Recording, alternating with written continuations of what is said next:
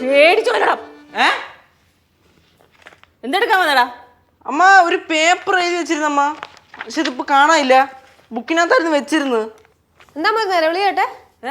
എന്താ ഒച്ച കേട്ടേന്ന്? ഒരു ഗുഡ്സ് ട്രെയിൻ വന്ന്. ഓ ഭാഗ്യത്തിന് ഇടിച്ചില്ല. നീ എന്താ തപ്പണേ?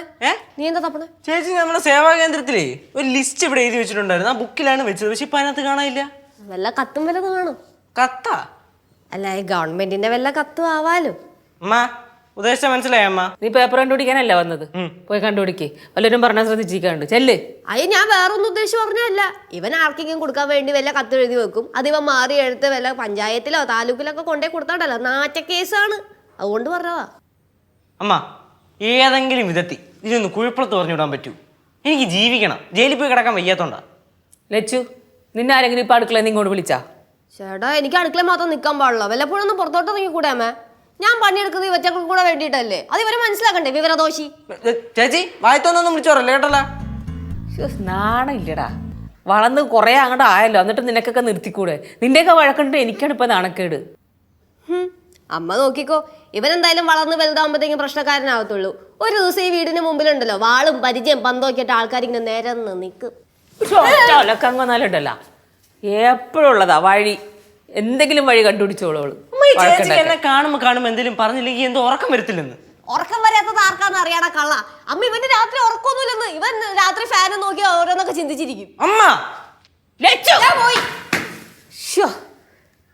എന്തോ എടുക്കാനായിട്ടാണ് ഇങ്ങോട്ട് വന്നത്. ഇത് ഇതിന്റെയൊക്കെ എന്താന്ന് പോലും ഓർമ്മയില്ല. അമ്മ ഓഫീസിൽ വിളിക്കാൻ ഫോൺ വല്ലതും എടുക്കാൻ വന്നതാണോ? കറക്റ്റ്. എന്തായി നിന്റെ അവിടുത്തെ സേവാകേന്ദ്രത്തിലെ കാര്യങ്ങളൊക്കെ? അയ്യോ, ഞാൻ അവിടുത്തെ പേപ്പർ എടുക്കാനല്ലേ വന്നത്. പോയി എടുക്കുന്ന. അതെടുക്കണം. അവിടെ എങ്ങനെയുണ്ട് ഇപ്പൊ? അവിടെ വളരെ കിടുവായിട്ട് പോണമ്മ. പിന്നെ നല്ല ശ്രദ്ധ വേണ്ട കാര്യമാണ്. ചെറുതായിട്ടൊന്ന് പഴച്ചു പോയി കഴിഞ്ഞാൽ മൊത്തം പുളി. എന്ത്? ഇപ്പൊ കൊറേ ബുക്കിംഗ് വരുന്നുണ്ട്. എന്ത് ബുക്കിംഗ്? Train booking.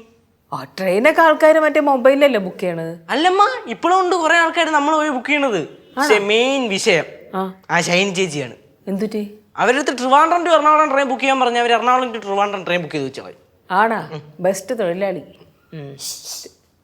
എടാ, ഷൈനി ചേച്ചിയുടെ മോളടയ്ക്ക് അവിടെ വന്നിരിക്കാറില്ലേ? ഓ, എന്ത്? ആ കൊച്ചെത്രല്ല? 10ലാ? ആണ്. എന്റെ പൊന്ന് ഷൈനി ചേച്ചി പുലിപടയിലാണല്ലോ ദൈവം ആട്ടുംകുട്ടിനെ കൊണ്ടിട്ടത്. അമ്മാ സഹിക്കുന്നില്ല.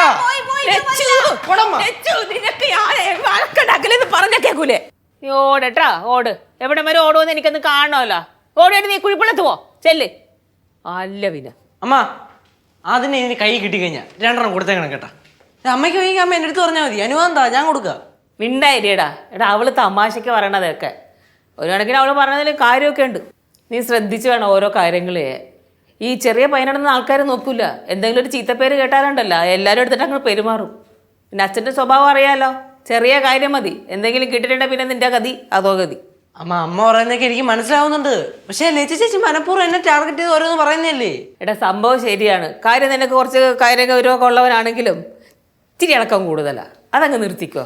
പിന്നെ ഈ മുണ്ടുടുക്കല് എനിക്ക് അത്ര അങ്ങോട്ട് ദഹിക്കണില്ല. എപ്പോഴും ഈ മുണ്ടുടുത്തുള്ള നടപ്പേ. എന്തോന്നും ഉച്ച ചേച്ചിയും ട്യൂഷൻ ക്ലാസ്സിലെ പിള്ളേർ മൊത്തം പറഞ്ഞല്ലോ ഞാൻ മുണ്ടെടുത്ത് കഴിഞ്ഞാൽ ഭയങ്കര സ്റ്റൈലാണെന്ന്. അമ്മയ്ക്ക് ഇഷ്ടമല്ല അമ്മ ഞാൻ മുണ്ടെടുക്കുന്നത്. പറ. ഇഷ്ടമൊക്കെ തന്നെ, എന്നാലും അത് എപ്പോഴും കൊടുക്കുന്നത് കൊള്ളില്ലടാ. എപ്പോഴും കൊടുക്കുന്നത് കൊള്ളില്ല. അമ്മ സത്യം പറയാലോ, ഞാൻ ഈ മുണ്ടെടുക്കുന്നതിന്റെ കാര്യമുണ്ട്. എന്ത്? ഞാൻ അച്ഛനെ ബഹുമാനിക്കുന്നതും അച്ഛനോടുള്ള എൻ്റെ സ്നേഹവും ആദരവും ഒക്കെ പ്രകടിപ്പിക്കാൻ വേണ്ടിയാണ് ഈ മുണ്ടെടുക്കുന്നത്. അമ്മയ്ക്ക് അച്ഛൻ മുണ്ടെടുക്കുന്നതല്ലേ ഇഷ്ടം? അച്ഛൻ മുണ്ടെടുക്കണമൊക്കെ തന്നെ ഇഷ്ടം. അച്ഛൻ 10ാം ക്ലാസ്സിൽ പഠിക്കുമ്പോഴൊക്കെ മുണ്ടായിരുന്നു കൊടുത്തിരുന്നു വെച്ചത്. സ്ലിമ്മായിരുന്നു. അന്നേരം നല്ല ഹൈറ്റൊക്കെ തോന്നുമായിരുന്നു.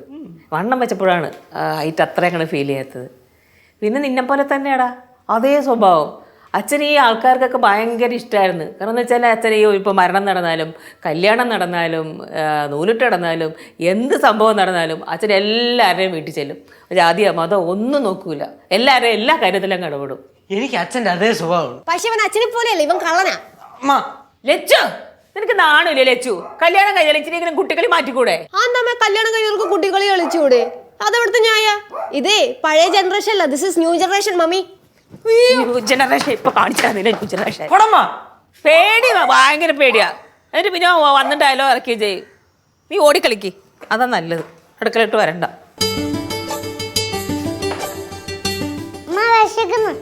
വിശക്കണോ? ഇഴിപ്പം മതിയാ?